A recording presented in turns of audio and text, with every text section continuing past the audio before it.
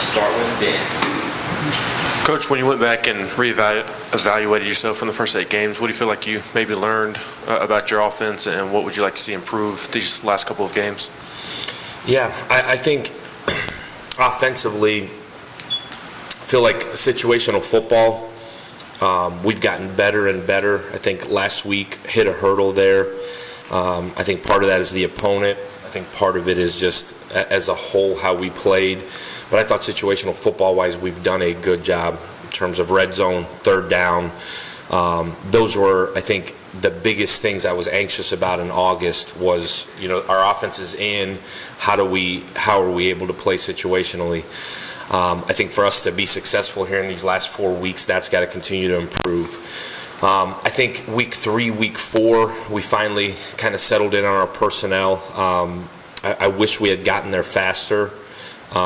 We obviously didn't, and I thought that cost us early. Obviously, as a team, we've moved on. But I think when you look back at what you've done in a body of work and truly have time to self-scout and look at what actually is good, I think from a personnel standpoint, us going and figuring out who our best 11 are, playing those guys, and kind of living and dying with them. I think as a whole, for us to continue to get better, the situational football part has got to continue to be where it is. Obviously, you want to improve from a third down perspective. Continuing for us to be able to pick up our first down. That's really when you've seen us be able to play at the tempo we want to play. When we've been able to pick up a first down, we've generally had success on the drive in terms of scoring points. It's when we've stalled out on first and second down that we've really stumbled and had to punt the football. But I think the reduction in penalties from early on in the year, the reduction in turnovers, our defense has helped us drastically in the last 5 or 6 weeks.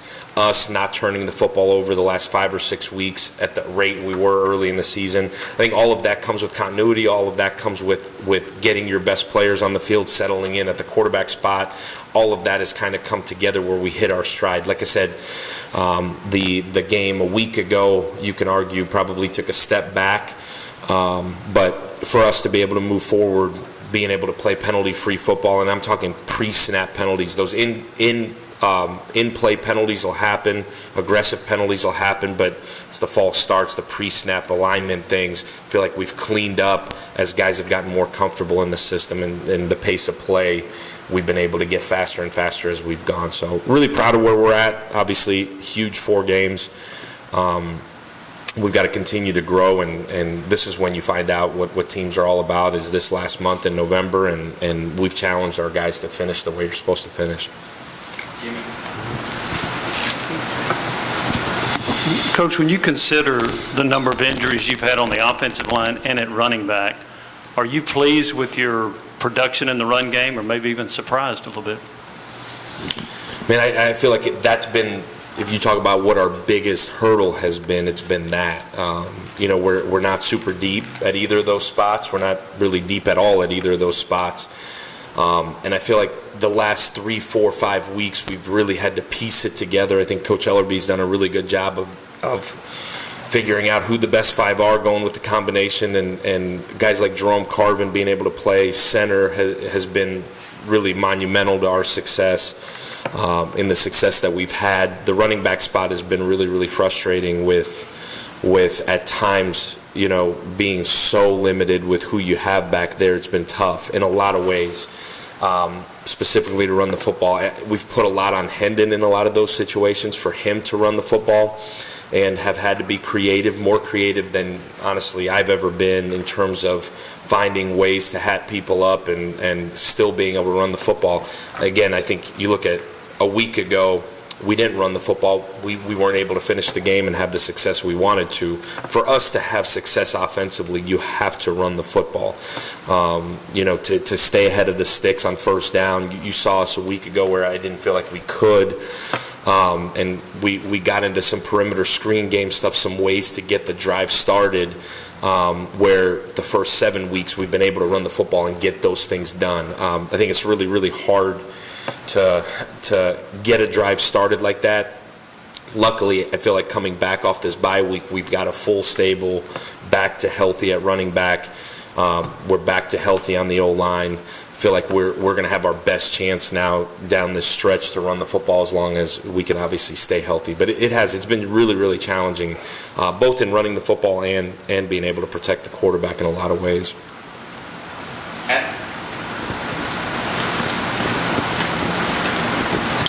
When opposing players go down with injuries, multiple stoppages within a drive, how big is the gap between the advantage that you have with tempo versus the reality of having to slow it down? How big is that gap?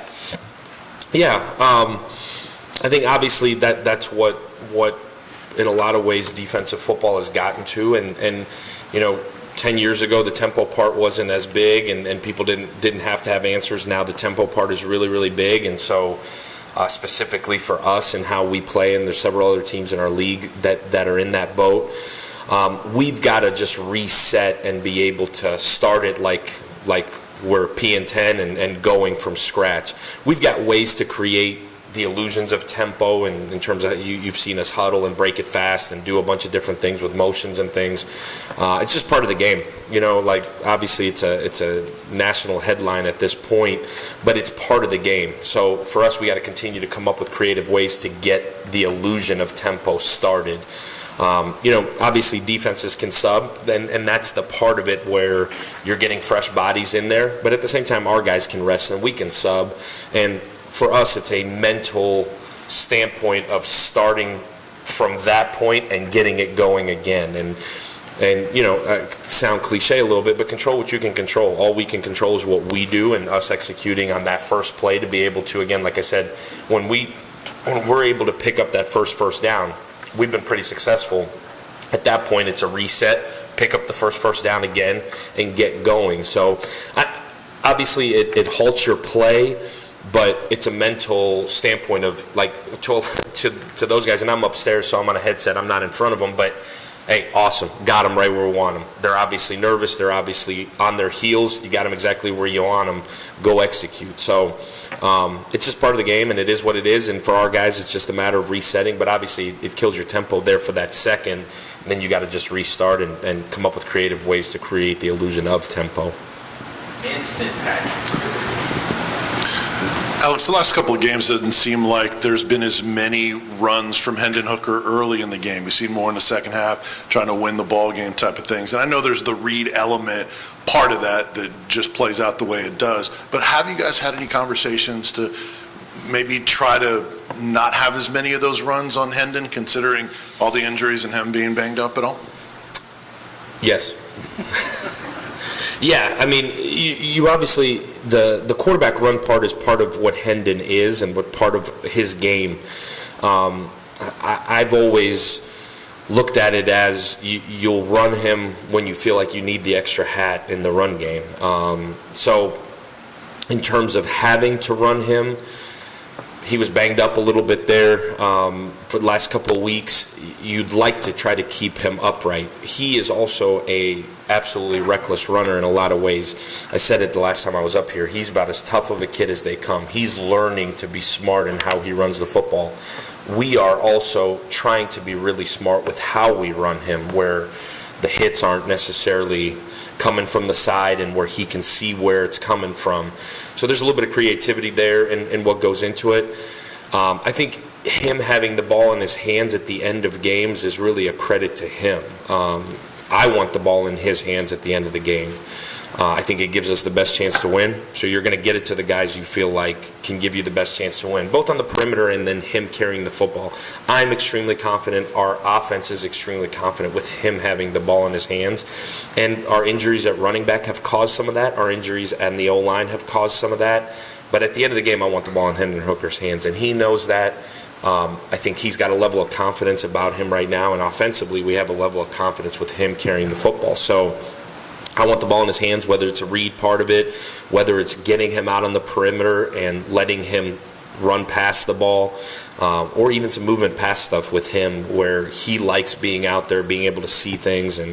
But at the end of the day, you want the ball in his hands to give you the best opportunity to win. And he knows that, we know that, and there's a level of confidence that goes with it. Coach, you talked about the run game with the issues on the offensive line and running back. With that those struggles, how important has it been that those three receivers you guys have had with Javonte, Bayless, and Cedric have been as productive as they've been in the past game? Yeah, for us, I think to be successful, and you got a chance to see it a week ago at Alabama, we can create some big explosive plays in the pass game. Those guys have kind of done that all year. Hendon has helped that situation. But for us to be ultimately successful, you have to run the football.